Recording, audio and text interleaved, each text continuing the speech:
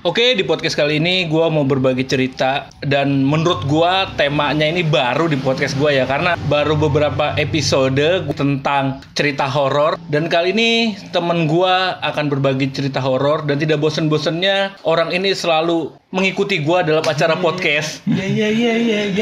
Kita sambut saja Zainal Arif.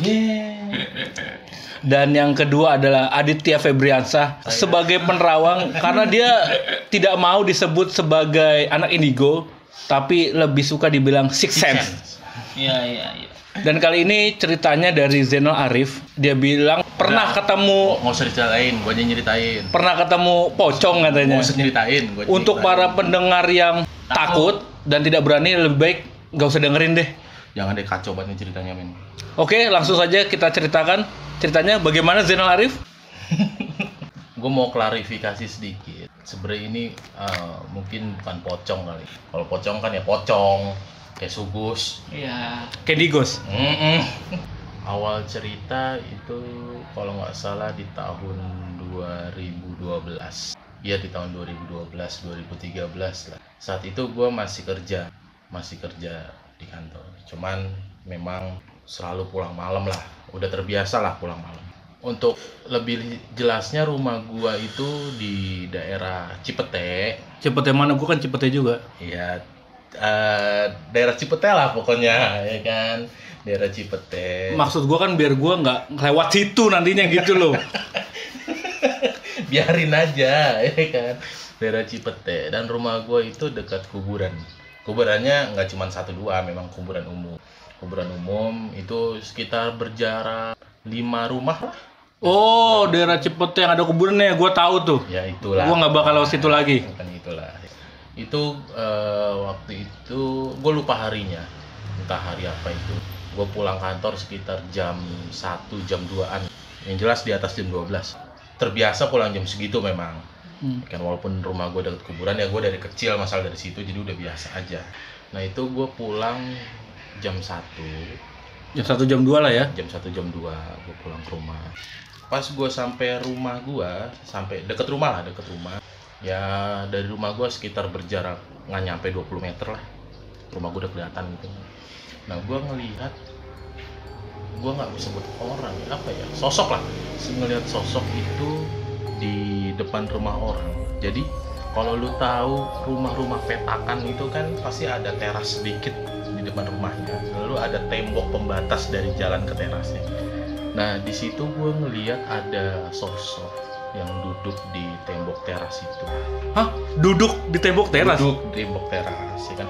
Di atasnya apa di? Di atasnya, di atas oh, tembok di atas. teras itu, ya kan? Itu tembok teras itu kira-kira tingginya itu 1 meter lah. 1 meter kurang lah. Sepinggang. Nggak nyampe sepinggang. Itu lu kadang sadar apa lagi halu? Sadar gue. Mabok kali, mabok. Enggak, gue sadar gue, dan belum ngantuk itu gue. Yang gue sadar, gue ngeliat sesosok makhluk, sesosok lah pokoknya, ya kan. Karena pas gue datang itu gue belum terlalu jelas. Jadi lu masih jauh ya, jauh ya? Bukan masih jauh, ya kan. Gue ngeliat, oh masih ada orang nih duduk. Gue nganggapnya seperti itu waktu itu. Tapi lu nggak curiga apa itu maling atau apa? Nggak curiga, karena sejarah gue tinggal di situ belum pernah ada yang kehilangan. Karena di situ Las Vegas, bukan ya? Betul. Yang tahu wilayahnya betul, di situ Las Vegas, ya kan. Belum ada yang kehilangan, jadi gue nggak nganggap itu maling atau apa, ya kan. Kalau soal suara-suara gitu walaupun dekat kuburan ya memang sering, cuman sosok-sosok gitu ya nggak pernah. Lu sering dengar suara apa? Ya kalau misal malam cekikik, suara-suara ketawa sedikit dari arah kuburan. Ini inget ya, suara ketawa dari arah kuburan jam 12 malam siapa emang? Merdu nggak? Ya enggak. Ya Celine Dion kali lagi ketawa. Enggak. Gitu kan. Kalau suara-suara sering lah. Nah, terus gue lanjutin, gua balik, gua ngeliat dari jauh, oh masih ada orang nih jam segini masih duduk. Nah cuman anehnya pada saat itu gua nggak berani nengok. Lu nggak berani nengok? Karena yang pertama, ya kan? Itu udah malam. Iya itu udah malam. Nggak wajar juga orang duduk di atas wajar. itu. Betul. Karena kalaupun Itu tetangga lu. itu tetangga gua pasti nyapa gua dari jauh gitu Iya. kan. Dan nggak mungkin dia duduk di atas itu ya. Nah, yang perlu lu tahu, dia duduk di depan rumah orang itu, rumah gua ada di depannya. Pas banget di depan rumah lu Face tuh. to face. Nggak terlalu pas, cuman jeda satu rumah, ya kan. Tapi ya di depan rumah gua. Tapi kalau bisa masuk rumah kelihatan tuh orang juga. Betul, ya kan. Nah, gua lewat situ, cuman gua nggak berani nengok. Tapi ya kan. perasaan lu gemeter apa gimana tuh? Gemeter enggak, biasa aja. Dingin atau enggak? Enggak, biasa aja gua. Udah berbiasa aja, ya kan. Gua lewat, ya kan. Gua nggak begitu ngeh ya, soalnya kan gua lewat doang. Tapi lu merinding begitu? Merinding sedikit merinding karena kan mungkin gua nganggapnya dingin di malam nih, gitu ya kan. Udah gua masukin motor, nyampe depan rumah gua masukin motor, ya kan. Karena gua penasaran, ini orangnya apa enggak, nengok enggak, nunduk doang, tengil banget nih orang, tetangga baru apa bagaimana, ya kan. Gua parkirin motor, gua taruh tas di atas motor, gua nengok lagi ke sosok itu, gua perhatiin, ya kan. Itu gua sambil bakar rokok ya. Iya. Sambil bakar rokok gua perhatiin. Yang perlu inget ya, ini bukan pocong. Kalau pocong ya kayak sugus gitu. Iya. Candy Ghost. Iya, ya kan. Dia yang jelas ini laki-laki. Soalnya ada rambutnya, laki-laki. Ya sosok laki-laki lah. Cuman kayak pakai jubah warna putih. Gue tegesin, ya kan. Bagusnya di situ terang, agak terang gitu lampu rumah kan. Terang. Nah itu bajunya agak lusuh, penuh tanah. Ya kan. Lu nggak usah ngomong penggali kuburan ya. Nggak ada penggali kuburan jam segitu. Ya kan. Agak lusuh, banyak tanah, ya kan. Nah di situ gue mulai sadar, wah ini nggak bener nih. Ada yang nggak beres Ada nih. yang nggak beres nih. Ya Bukan kan? orang kayaknya ini. Kayaknya bukan orang, ya kan. Agak mulai merinding tambahan nih Iya, gue, iya, ya kan. Ya sudahlah, kita habiskan saja rokoknya, kita masuk ke rumah. Nah, pas Itu berapa lama lu bakar rokok? pokoknya gue dari parkir motor, gue bakar rokok sampai gue ngamatin kira-kira 10 menit, 15 menit lah. Lama itu bos. Lumayan lama, karena kan gue ngamatin. Lu nggak merasa uji nyali di situ? Tapi kan ntar dulu. Di saat 3 menit, 4 menit terakhir gue baru ngerasa kayak uji nyali gue di situ. Ya karena gue nggak tahu kan permulaannya. Pertanyaan gue, kenapa lu nggak sapa? Kan udah 15 menit nih. Woi mas atau siapa gitu, ngapain? Gue nengok aja gue nggak berani. Masalah pas gue lewat itu gue nggak berani nengok. Karena gini loh, sebagai orang yang normal ya, pasti kan curiga dong. Ya kan? Curiga maksudnya berarti gue gini, lu ngeliat ada sosok di atas gitu kan, tapi lu malah ngamatin 15 menit sambil bakar rokok gitu. Karena gini, anehnya gue, dia yang pertama pakai baju putih. Kayak lu kalau bisa mau bayangin itu, dia kayak pakai daster, cuman lengan panjang, ya. Oke. Lengan panjang. Itu lengannya kayak dasternya kayak disedakepin, cuman tangannya nggak kelihatan ya, cuman sedakep gitu. Lalu terus dia nunduk ya kan. Nah itu gue nengok aja nggak berani, lagi nyapa, ya kan. Tapi bingungnya gue, kenapa dia sempet-sempetnya sambil bakar rokok ngamatin gitu ya kan? Karena Iya. gue penasaran. Belum ada negatif Iya, thinking. karena gue di situ gue terbiasa sama hal ini ya, yang perlu Mistis kalian ya, tahu, hal gue mistis. memang agak sedikit terbiasa lah. Tapi bukan yang perlu tahu, gue bukan orang indigo, gue bukan siksen, gue nggak punya apa-apa. Ya kan, gue cukup terbiasa aja sama hal-hal kayak gitu. Dan teman-teman gue pun dan pergaulan gue pun lumayan banyak soal hal-hal mistis. Jadi gue it's okay. Kalau biasa. Dengan PD-nya ya? Pede aja, kan. Dan pas gua lewat depan dia pun Ya udah, gitu kan. Cuman gua nggak, sekali lagi gua nggak, kenapa di situ gua nggak berani nengok, itu pun gua nggak tahu. Berarti Mungkin lu firasat lirik-lirik aja. dikit dong? Kalau ngelirik-lirik dikit iya, soalnya depan buat lewat. Tapi Jadi, ketika dia lirik balik gimana? ngopi bang. Itu. Berarti lu nggak ngeliat wajahnya seperti apa, cuman sosok yang seperti lu gambarin tadi ya? Betul, wajahnya gua nggak ngeliat, soalnya dia nunduk kan, nggak mungkin gua longok ke bawah, ya kan. Udah tuh, gua mau di terakhir menit-menit terakhir gue mulai sadar ya kan, ini nggak beres nih, ada sesuatu nih kayaknya, hawa udah mulai agak dingin, gue nggak berani nengok ke kuburan, karena gue ngongok ke kanan itu langsung kuburan kan? Iya betul. Oh, gue ngerti. Berarti intinya gini ya, berarti ketika kita berhadapan dengan hal seperti itu, ketika kita positive thinking, itu kita nggak merasa apa-apa ya? Iya betul. Tapi ketika kita sudah mulai merasa aneh, hati kita bergetar dan pikiran kita kacau, Nah, baru timbul rasa takut ya? betul. Itu kan pertamanya gue memang nggak ada rasa takut, nggak ada Iya, apa-apa, makanya betul. biasa aja. Cuman emang nggak berani nengok aja. Iya betul. Gitu kan. Udah tuh gue mulai bukan panik ya, gue mulai agak gimana? Curiga ya? Iya. Curiga gimana? Gue masuk ke rumah. Udah tuh gue tidur tanpa ada apa-apa ya. Lu nggak ngintip lagi tuh ada apa nggak? Nggak kedua kali gue. Karena udah curiga ya? Curiga, ya kan. Udahlah biasa. Nah kebetulannya besok libur gue. Nah kebetulannya lagi dia duduk di rumah tetangga gue yang terkenal di lingkungan gue itu sebagai ibarat paranormal. Dia duduk lagi di situ? Enggak, maksudnya dia Lokasinya. lokasi dia duduk itu di rumah orang yang terkenal sebagai paranormal. Ya kan?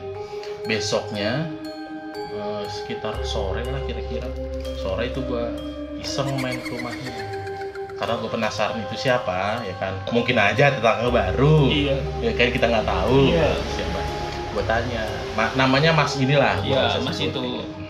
Gue tanya, Mas, semalam jam 1 saya pulang kerja, ada yang duduk di depan rumah. Siapa? Gue balik tanya. Gue dipanggil di rumah kan Arif. Iya. Arif lihat, gitu kan? Iya lihat, soalnya saya baru pulang. Kirain siapa? Cuman kok pakai apa?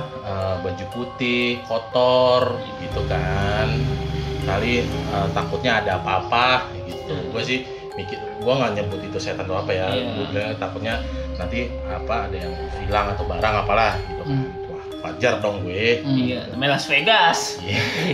Nah, terus dia bilang, oh enggak, itu si ini, gitu kan, si bapak ini kemarin baru meninggal, belum ada 1 minggu, belum ada 1 minggu. Di situ perasaan gue kaget, iya, enggak, ya enggak, jadi setengah kaget nih, karena gue sebelumnya kan udah tahu, ini hal yang enggak, yang Nggak wajar. nggak wajar nih. Ternyata, oh benar, ya kan. Yang lu lihat bukan manusia. Yang gue lihat bukan manusia. Iya. Tapi si Mas ini jelasin nggak Apa tuh? kenapa dia meninggal, kenapa dia apa gitu? Jelasin sebenarnya sih nggak jelasin karena emang nggak gini ya, gue ceritain si masnya ini ya, si paranormal ini gue cukup kenal soalnya dia itu nggak pernah mau menjelaskan masalah orang atau menjelaskan hal yang tabu gitu. Jadi dia waktu itu cuma jelasin, iya ini bapak ini baru meninggal, belum ada seminggu, dikuburin di kuburan pemakaman dekat rumah gue. Itu. Dan kenapa dia di sini? Ya kan? Dia sebelum meninggal ada masalah internal keluarga yang belum terselesaikan. Belum terselesaikan. Nah, dia mencoba meminta tolong Ke sosok Mas ini, paranormal ini. Mas ini. Sebelum kamu lihat itu saya memang sedang ngobrol. Sedang ngobrol dengan dia. Tapi secara batin ya. Secara batin. Iya. Berarti si gue nggak berani jelasin secara batin atau enggak ya, soalnya gue nggak tahu Iya. apa secara langsung apa batin masalahnya. Gue ngelihatnya langsung. Iya, maksud gue kenapa si sosok ini kok nggak masuk, malah di luar. di luar nongkrong di situ gitu loh. Jadi ini tuh setelah dia ngobrol. Oh, setelah dia Dia ngobrol. Kan, jadi sebelum gua ketemu dia, gua habis ngobrol, kata Masnya begitu. Gua habis ngobrol sama dia habis curhat ke gue gitu tentang masalah dia. Dia coba minta tolong, kira-kira bisa bantu nggak saya ini? Gitulah. Udah tuh dari situ. Oh, ternyata memang sosok ini bukan orang. Gitu. Sebenarnya di rumah gue ini apa ya, kalau ngomongin soal mistis, gaib, banyak banget, serius ya, bukan gimana ya. Dulu ya yang ketawa di kuburan ada. Iya. Kalau ketawa gue pernah. Ketawa ada, terus sosok-sosok yang apa ya dibilangnya ya, nyeleneh lah ada. Dan ini bukan cerita gue ya, gue nggak mengalami sendiri, cuman gue menceritakan aja. Iya. Ya kan? Gue mau menceritakan aja. Jadi si Mas paranormal ini pernah cerita. Dulu dia pernah apa ya, nongkrong lah sebutannya, nongkrong ngopi iseng di kuburan deket rumah gue. Ngopi itu kan, cerita sama gue. Waktu itu gue ngopi nih di kuburan, ya kan? Iseng aja Rif, gitu. Cerita nih ngomong sama gue, iseng aja gitu. Mau ngobrol sama isi kuburan, gimana sih? Nah ya perlu tahu tuh kuburan kan, masalah kuburan Las Vegas juga. Kenapa gue menyebut gitu? Masa tuh kuburan buat main sama warga situ, pasti lo paham lah. Iya. Main apa aja di kuburan, pala orang diinjak-injak. Berarti manusia itu nggak ada takut-takutnya ya? Nggak ada itu kan. Nah jadi ibaratnya seisi kuburan itu, tolong dong hormatin gua yang ada di kuburan gitu kan. Kalau bisa ya jangan berisik, gue juga butuh ketenangan. Ini kata dia, bukan gua yang ngalamin sendiri, gue cuma menceritakan doang. Jangan berisik, hormatin kita. Itu Iya, makanya sih gue ketika ngelayat atau ke kuburan itu gue selalu mengucapkan permisi, mohon maaf, maaf telah melewati apa segala, karena gue percaya bahwa kita itu hidup berdampingan. Betul. Sebenarnya kalau yang ngalamin kayak gitu, nggak gue doang sih, keluarga gue juga pernah. Termasuk yang paling bukan horor ya, konyol sih kalau menurut gue. Yang konyol ini sih nyokap gue pribadi. Kenapa nyokap lu? Gue nggak tahu ya, mungkin agak keturunan ya. Tapi kalau keturunan orang ini ya, sorry ya, gue bukan menyangkut pautkan atau gimana lah. Kalau keturunan orang Jawa itu kalau misalnya dari kampung, kakeknya, neneknya itu kan kebanyakan pasti ada lah, ya kan, pendampingnya ada. Gitu kan. Mungkin nyokap gue agak keturunannya. Jadi ceritanya gini, tetangga gue ini ibu-ibu, dia kesurupan nih, kesurupan nenek-nenek lah pokoknya, kesurupan nenek-nenek. Nah nyokap gue dipanggil sama tetangga gue, sama anaknya, dipanggil sama anaknya, Bu, tolong ibu saya kesurupan, gitu, bahasa halusnya begitu. Tolong ibu saya kesurupan. Loh kenapa bisa kesurupan? Iya nggak tahu, gue tolong, ya kan. Disamperin mak gue, mungkin mak gue capek kali, waktu itu sore soalnya pulang jualan, capek, disamperin, ditanya siapa, kenapa masuk sini, ya kan. Ya dia kesurupannya teriak-teriak gitu, ya kan. Mau tahu sembuhinya dia kan? Enggak, taruh. Sebelum ngomongin sembuhin, dia apa? Aing macan atau apa gitu? Teriak-teriak aja. Oh teriak-teriak, nggak aing macan gitu ya? Enggak, komedi banget lah dia. Dia teriak-teriak kan. Lu tau sembuhinya dia men? Gampar. Digampar? Itu jadi ibu-ibu, ya kan? Digampar sama gua. Karena nggak mau keluar si setannya itu. Tapi nyokap lu sempat berkomunikasi gitu? Sempat diajak komunikasi langsung ya, bukan batin. Iya. Woi keluar gitu. Keluar ngapain di sini gitu kan? Kasihan, ini udah ibu udah capek gitu kan. Udah tuh akhirnya sama gue nggak sabar mungkin ya, digampar, cepluk, digambar tuh mukanya. Keluar langsung. Keluar. Tapi si ibu pingsan? Enggak. Sadar. Cuman dia nggak merasa digampar? Nggak merasa digampar. Mulai dari situ, ya kan. Kalau ada yang kesurupan, kenapa mak gue selalu dipanggil? Apa enggak apa-ngapain, mak gue bisa enggak.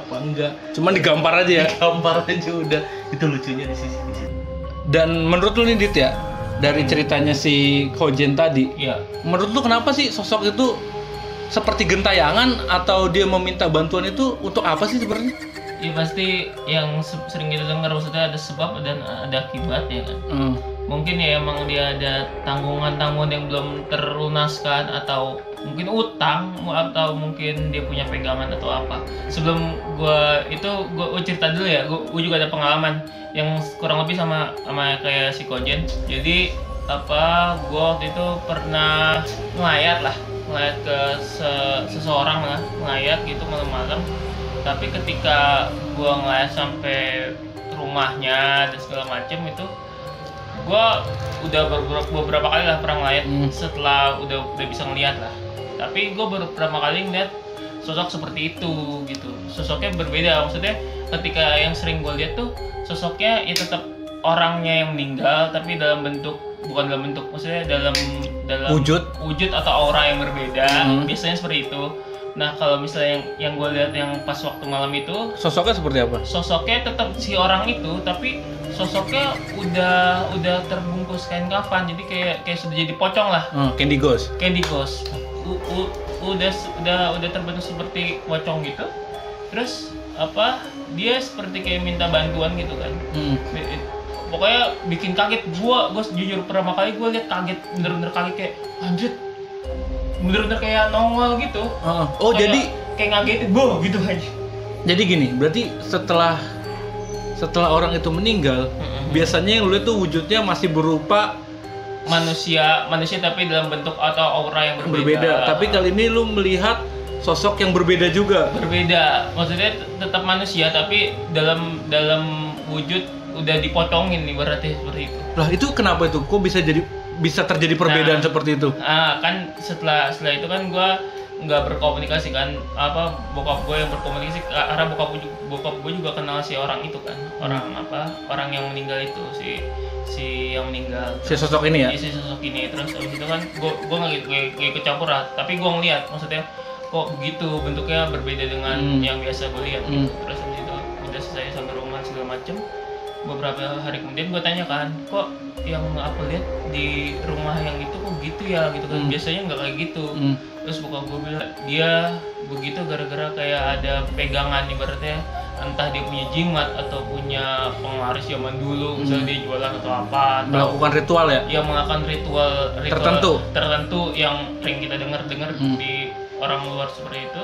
Terus abis itu dia minta tolong gitu kan, bantu ibarat mensucikan lah, menetralisir biar dia tenang gitu, biar dia gampang jalannya ibaratnya, biar ya udahlah lost gitu. Biar dia bisa masuk ke dimensi berikutnya. Iya, benar-benar tidak ada tanggungan atau apapun itu kan. Terus habis itu bokap gue bilang ya nggak bisa. Ya karena prinsip yang diajarkan bokap gue sama teman-temannya itu prinsipnya pokoknya tidak semua orang bisa lu bantu. Jadi gue berpatokan yang sering gue ngomong sama teman-teman gue sama siapapun, ketika lu ngomong sama hati lu pasti tahu jawaban yang benar. Tapi terkadang pola pikir lu yang merusak itu semua. Jadi ketika misalnya hati lu misalnya Kojen nih minta bantuan gue, Dit bantuin gue ini dong. Terus dalam hati gue bilang nih, ini nggak benar, jangan bantuin gitu. Ini nggak benar. Nggak benar pokoknya gitu kan. Terus abis itu gue tetap bantuin karena pola pikir nggak enak nih gue mau Kojen, nggak ya teman lama segala macam gitu kan. Terus pasti ada akibatnya setelah itu, entah yang gue bantuin Kojen gagal atau apa. Terkadang gitu, yang sering gue bilang pokoknya ketika hati lo ngomong enggak, ya udah enggak, jangan lakuin karena itu pasti ada efeknya. Berarti semua itu juga tergantung pada izin yang maha kuasa ya. Izin maha kuasa. Jadi ketika emang lo nggak diizin untuk bantu dia, ya jangan bantu. Jangan maksain kehendak lo gitu. Dan gue penasaran juga sih kenapa orang yang sudah meninggal dari ceritanya Kojen tadi kok masih meminta tolong gitu kita, bukannya itu bukan urusan kita lagi. Iya. Kenapa sih dia masih bisa minta tolong gitu? Ya karena si makhluk itu atau si yang bersangkutan tahu kita punya kemampuan lebih gitu. Nggak mungkin dia minta tolong kepada orang yang ibaratnya yang nggak bisa ngelihat pun gitu maksudnya. Nggak mungkin gitu. Dia tahu kita bahwa kita bisa bantu, tapi kan seperti yang baik tadi kan, tergantung emang dia berhak untuk dibantu enggak. Kalau emang dia salah sendiri, akibat dia sendiri, jadi ya toh itu lo yang berbuat, maksudnya lo kan harus tahu akibatnya, apa yang lo telah berbuat. Pertolongan seperti apa sih, atau apa yang bisa kita bantu untuk mereka gitu, dan tujuannya apa kita ngebantu mereka? Secara bantu, kalau misalnya kayak kasus gue tadi kan emang kayak harus bersihin apa yang dia pegang gitu kan, terlalu mendalam lah kan. Kan emang itu salahnya dia kan, jadi kita tidak bisa ikut campur. Ntar kalaupun kita ikut campur malah jadi efeknya ke kita, malah kita nggak salah apa-apa, kenapa jadi ke efek ke kita juga kan. Terus kalau kasusnya kayak si Kojen tadi, kalau kasusnya kayak Kojen mungkin dia punya sangkutan apa, maksudnya punya pegangan keluarga, kan kadang keluarga ini punya pegangan turun menurun kan, lo sering dengar seperti itu kan. Mungkin seperti itu, atau punya utang atau punya perjanjian apa, mungkin kan bisa seperti itu. Terus apa yang kita bisa tolong? Ya secara normal ya tolong doa aja kalau misalnya gitu. Kalau misalnya orang-orang seperti itu kan maksudnya Bukan kan, makhluk. iya maksudnya orang sorry makhluk seperti itu kan emang dia yang berbuat salah sendiri gitu. Kecuali kayak kalau menurut gua, kalau misalnya masalah utang gitu ya, utang ketika lu di dunia gitu, maksudnya tidak bakal bisa jadi seperti sosok seperti itu, sosok yang kayak lontang lantung gitu, terus sosok yang gue bilang seperti Candy Ghost gitu, kayaknya nggak bakal bisa segitu efek hebatnya. Dia pasti ada kayak pegangan, entah pegangan jimat atau apapun itu. Enggak, kan terkadang gini, masalahnya ketika orang yang meninggal itu kan ada sesuatu yang ingin disampaikan atau belum disampaikan. Iya, boleh. Kalau pernah gue, jadi ada salah satu nenek yang sini, ada yang meninggal, terus si nenek yang bilang ke bokap gue, bilangin ke anak saya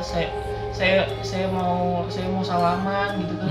Terus kan bokap gue jadi bingung, maksudnya menyampaikan gimana, maksudnya orang bisa beda persepsi ketika orang ngomong gitu kan, yang bener aja maksudnya gitu. Terus akhirnya bokap gue bilang ke si emak itu, bilang maaf bukannya saya nggak mau nyampein, tapi ntar paling saya sampein, maksudnya dapat salam dari emak, terus minta doanya biar emak dilapangkan kuburan gitu-gitu. Tapi saya kayak nggak mungkin minta si anaknya untuk salaman dan segala macam, maksudnya benar-benar kayak bertatap muka, misalnya si emaknya depannya gitu, susah untuk ditafsirkan oleh orang awam kan. Iya. Takutnya ntar malah salah persepsi, maksudnya gimana. Nah, bagaimana kalau misalnya didatangin lewat mimpi? Datangan mimpi, gua belum pernah. Gini kan, kadang ada orang yang misalkan ya dia tertidur, mimpi didatangin sosok leluhur atau bagaimana, itu dia seperti mau nyampaikan sesuatu, tapi kan kita nggak tahu. Iya, apa yang disampaikan. Iya, apa yang disampaikan. Itu karena apa sih? Apa karena dia kangen dengan cucunya atau apa gitu loh?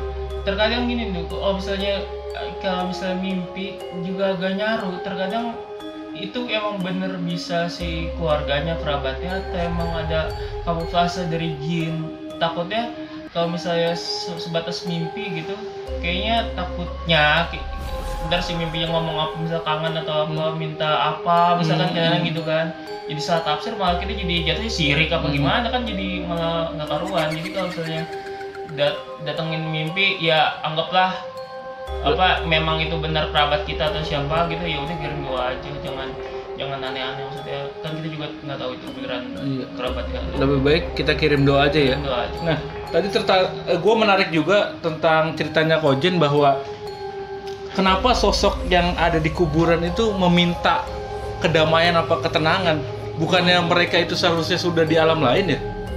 Yang tertinggal di situ tuh siapa sih? Yang tertinggal di situ mayat. Jadi gini tuh, kan ya bukan gitu dong, maksudnya kita semua tahu maksudnya ada siksa kubur, ya kan? Siksa kubur ya berarti kan kita berasa disiksa dong ibaratnya. Siksa dalam kubur berarti kita tetap ada di dalam kuburan. Di setiap orang tuh punya beberapa bagian lah jiwanya.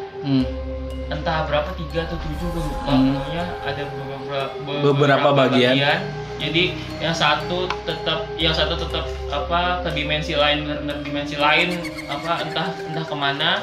Yang satu ya tetap di kuburan itu, tetap dalam situ. Yang satu lagi di mana misal pokoknya, tapi dalam satu kesatuan, maksudnya sinkron semuanya. Iya, tersinkron ya. Terus tersinkron, terus mungkin ya ketika lu ibaratnya udah di situ tempatnya, terus kan lu pasti merasa terganggu. Pasti ada hal seperti itu. Jadi dia juga minta dihargai berarti ya? Minta dihargai. Iya, makanya kita sering kalau misalnya ke makam atau kubur kan permisi atau apa gitu kan, ya kita sering menghargai lah. Kita tahu di dunia ini tidak sendiri, maksudnya bukan hidup berdampingan dengan makhluk seperti itu. Jadi ya saling menghormati. Ketika kita menghormati, ya semoga aja dia juga menghormati. Tapi kan kadang-kadang ada yang bandel. Jadi intinya bahwa kita tuh juga harus bisa memilih-milih ya untuk menolong makhluk.